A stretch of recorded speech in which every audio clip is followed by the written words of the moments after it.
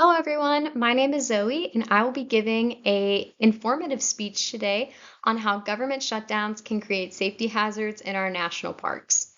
So at first I want to get started and I want to set the scene for you. Imagine you're planning your dream trip to the Great Smoky Mountains.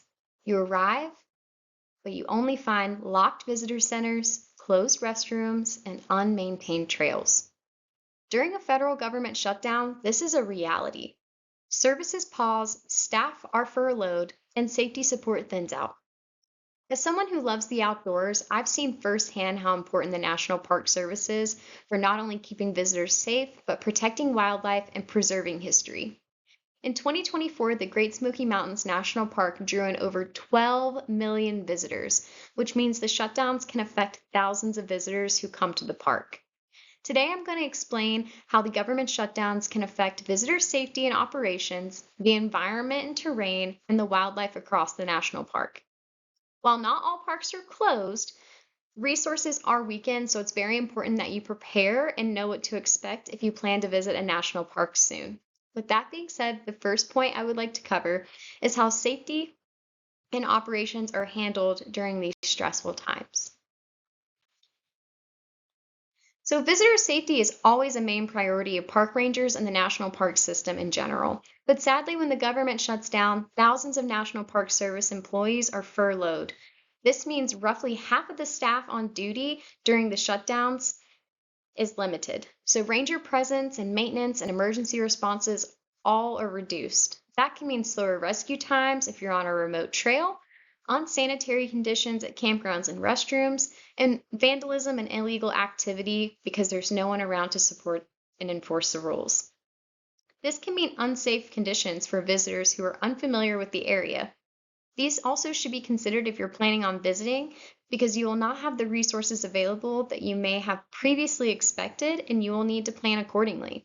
However, unsanitary conditions are not the only hazards you will come across in the park during a government shutdown. This leads into my next topic, the environmental impacts that can create hazardous safety conditions for those who are visiting.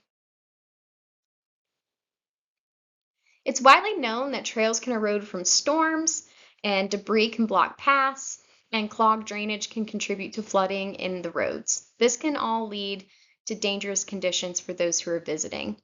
When there are limited resources during a shutdown, it's hard to determine where the manpower of the park rangers should be distributed, meaning trails, roads, and other non-emergency related issues are put on the back burner.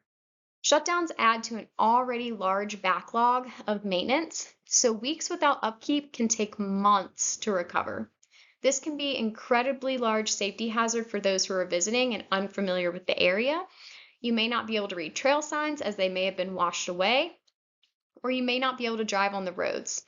You'll want to avoid putting yourself in a position that could potentially leave you stranded or worse, because the chances of a speedy recovery are drastically reduced during these times. While it seems that people are the only ones affected by these shutdowns, the wildlife in these areas are extremely impacted, which leads me to my last main topic, how the government shutdowns affect the wildlife in the national park system. The wildlife and ecosystems that reside in the park are what drives people to visit. During the government shutdowns, wildlife and their habitats face great risks. Overflowing trash can encourage animals to scavenge for human food, and that can alter their natural behavior and lead to dangerous encounters with humans. Close encounters with humans can disrupt natural behaviors like fear of people and cause them to come in closer and have more interactions with people. And this can lead to the animals being removed from the area or worse, being euthanized. This is never a good situation for anyone. Um, However, with fewer staff, it's hard to regulate and allocate the proper resources to educating and correcting visitors. It doesn't just affect their food, but with fewer staff, it's also harder to deter poaching, which is an awful thing, or protect sensitive habitats and nesting areas, which can damage the wildlife way beyond the few weeks or months of the shutdown. This leads me to conclude my speech on why all of this is important to know. Why does all of this matter? In a shutdown, the systems that keep the park safe and protected are severely weakened. Visitor safety, environmental protection, and wildlife conservation all suffer when staffing and services are paused.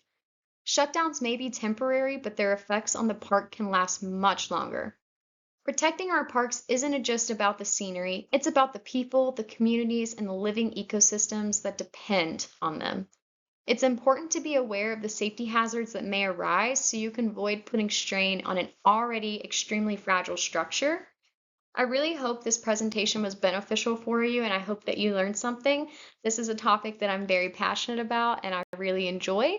So I hope this helped. If you have any questions, let me know, and thank you for your time. And in case you wanted the references are included right here. Thanks.